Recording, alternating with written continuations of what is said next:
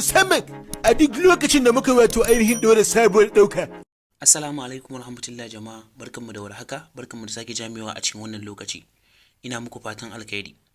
To kamar yadda kuke gani dai yau wani shahararren fim ne na kawo muku mai suna Dorina, wanda algaita suka fassara shi zuwa harshen Hausa. Kuma na san za ku yi matuƙar jin daɗin wannan fim ɗin idan har kuka biyo mu har ƙarshen wannan bidiyon domin ganin yadda za ku sauke shi ko kuma ku kalli wannan bidiyon ba tare da kun sauke ba a cikin sauƙi.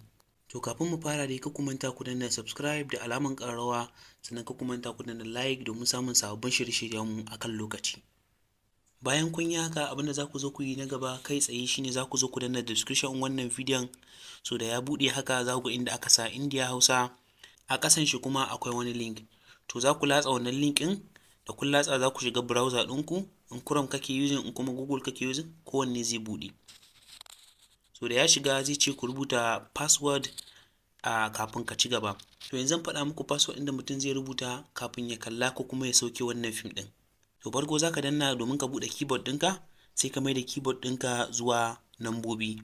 So da ka mai da shi haka, sai ka rubuta 0, sai ka rubuta 1, sai ka ƙara rubuta 0, sai ka ƙara rubuta 2, sai ka ƙara rubuta 0.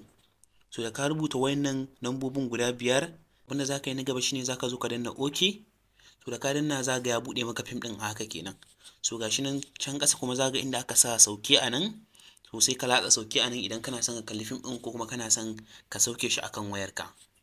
So ka manta dai ku danna mana subscribe, sannan ku danna like a wannan bidiyon, sannan ka manta ku yi comment da kalan fim ɗin da kuke son a kawo muku a gaba.